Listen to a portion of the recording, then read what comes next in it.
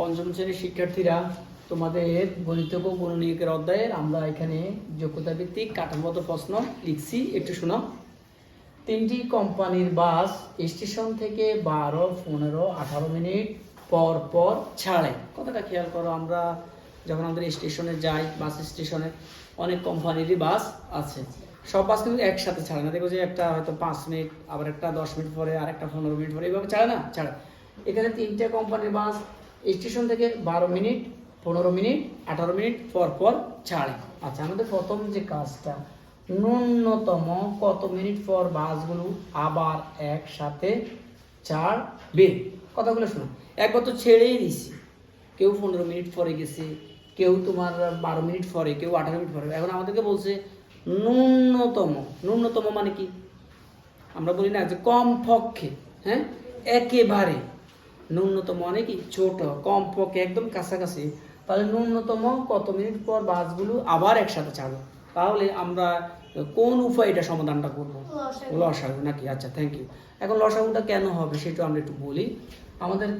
আমাদের এই প্রশ্নের যে সমস্যাগুলো আমরা জানি, কিছু কিছু শব্দ ব্যবহার করা যাবে। ন্যূনতম, কমপক্ষে, পরপর, ক্ষুদ্রতম, সবচেয়ে ছোট। যখন এই শব্দগুলো থাকে তখন আমরা এটাকে কি বলি? আমরা বলি লসাগুর মাধ্যমে আমরা এই সমস্যার সমাধান করব।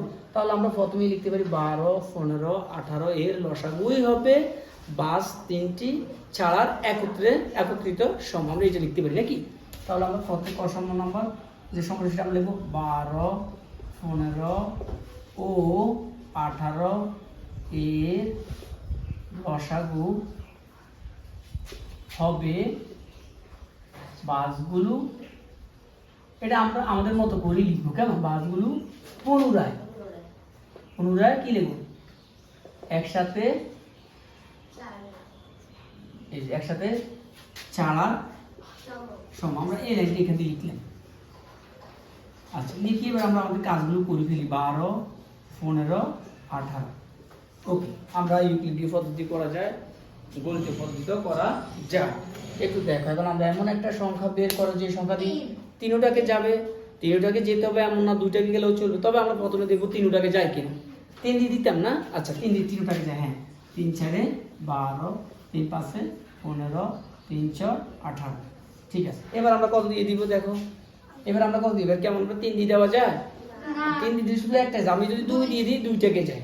হ্যাঁ, 3টাকে দিতে হবে এমন না। তাহলে আমি 2 দিয়ে দিব। 2 গুণে 4, 5টা যায় না, 5টা বসে যাবে। 3 গুণে 4। এবার আমরা কি করব? আর যায়? দেখো তো, আর এমন একটা সংখ্যা খোঁজো যে ন্যূনতম 2টাকে যেতে হবে। আছে তো 3টা, ন্যূনতম যেন 2টাকে যায়। এখন আমি যদি এখানে 2 দিয়ে দিই, একটা যাবে। 3 দিয়ে দিলে একটাকে যাবে, তাহলে আর দেওয়ার দরকার নাই।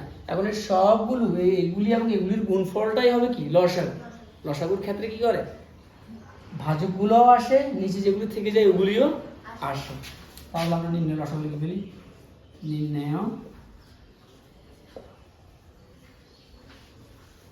একটু খেয়াল করো, 3 গুণ 2 গুণ 2 গুণ 5 গুণ 3। তাহলে আমরা এই গুণটা একটু করি সবাই।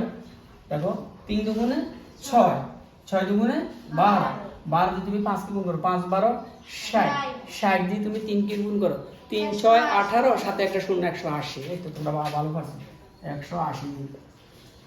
আচ্ছা, আমরা আরেকটু এই কাজটা আরেকটু আগাই। 100 তার মানে কি বোঝাই গেল?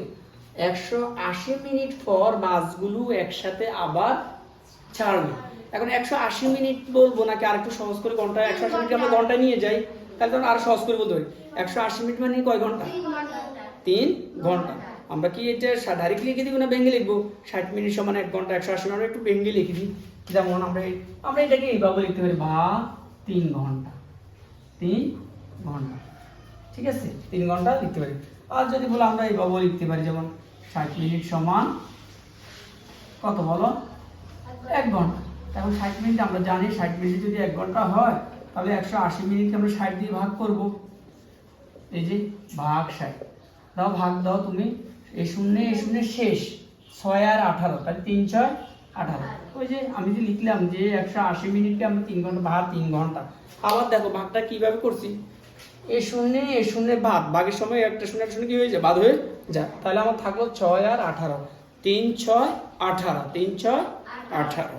তাহলে আমরা বুঝে গেলাম হয়ে গেল 3 ঘন্টা পর বাসগুলো একসাথে। ও আমাদের তো ন্যূনতম কত মিনিট, তাহলে আমরা এটাই লিখবো 180 মিনিট পর বাসগুলো একসাথে আবার ছাড়বে। এবার আসো আমরা খ নাম্বারটা করবো। খ নাম্বারে কি বলছে একটু খেয়াল করো আমরা। হ্যাঁ, এই যে খ কি বলছে বলো, বিকেল 4টায়, বিকেল 4টায় ছাড়লে আবার কখন ছাড়বে, আবার কখন ছাড়বে।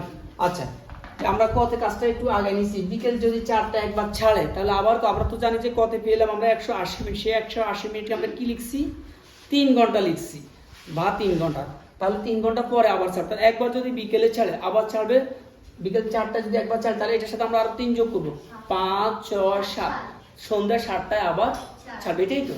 তাহলে আমরা লিখতে পারি পুনরায় বাসগুলো ছাড়বে,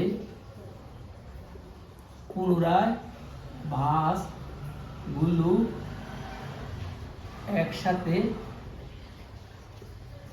ছাড়বে। তাহলে একটু খেয়াল করো কখন ছাড়বে, একবার বলছে কি কখন, বিকাল 4টা। এই বিকাল 4টার সাথে আমরা 3 ঘন্টা যোগ করব, 3 ঘন্টা যখন আমরা যোগ করব তখন এটা হয়ে যাবে কখন, সন্ধ্যা